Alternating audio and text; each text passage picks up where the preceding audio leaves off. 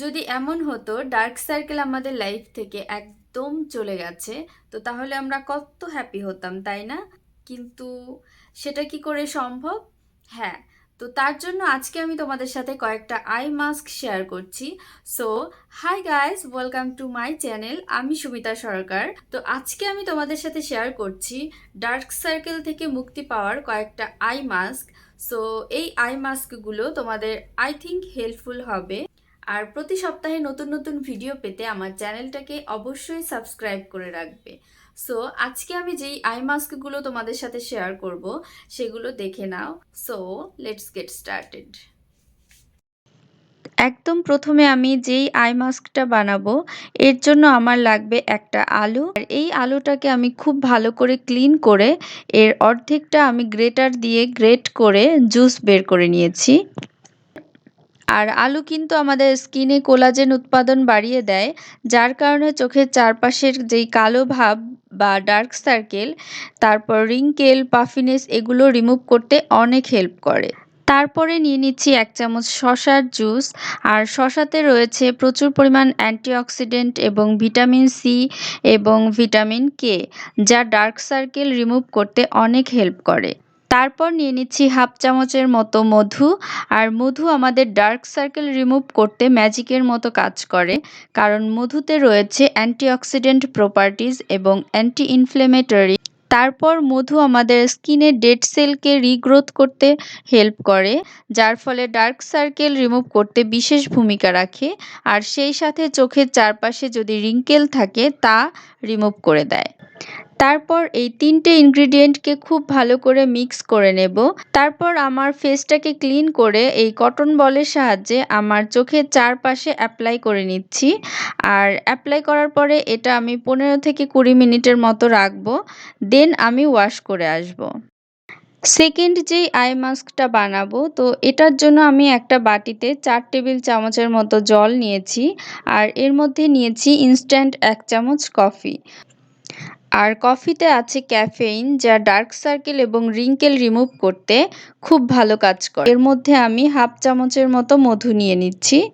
তারপর এটাকে খুব ভালো করে মিক্স করে নিচ্ছি এবং এর মধ্যে আমি ২টো কটন প্যাড ডুবিয়ে দেব।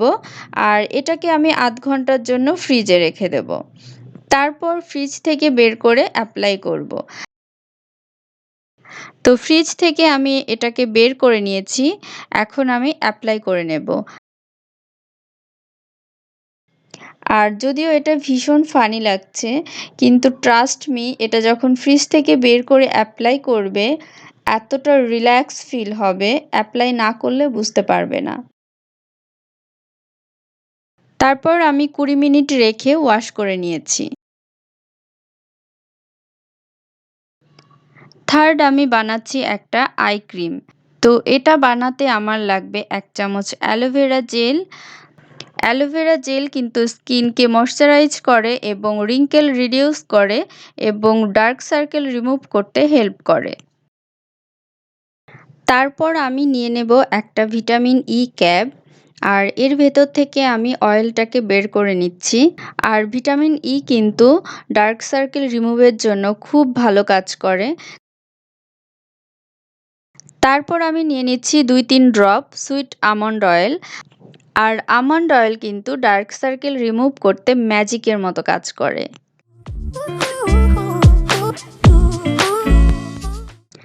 আর এই ৩টে ইনগ্রিডিয়েন্টকে আমি খুব ভালো করে মিক্স করে নিচ্ছি। তারপর এই ছোট্ট কিউট একটা জারে আমি ট্রান্সফার করে নিচ্ছি। এই আই ক্রিমটা চোখের চারপাশে যদি কালো দাগ বা ডার্ক সার্কেল থাকে সেটাকে রিমুভ করে দেবে এবং সেই সাথে যদি চোখের চারপাশে রিঙ্কেল বা ফাইন লাইন হয়ে থাকে সেগুলোকেও রিডিউস করে দেবে এবং স্কিনটাকে হাইড্রেটেড রাখবে।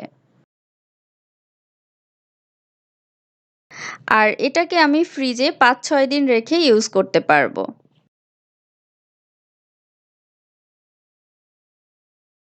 তো ফ্রিজ থেকে বের করে ঠান্ডা অবস্থায় আমি রিং ফিঙ্গারের সাহায্যে আই ক্রিমটা অ্যাপ্লাই করে নেব।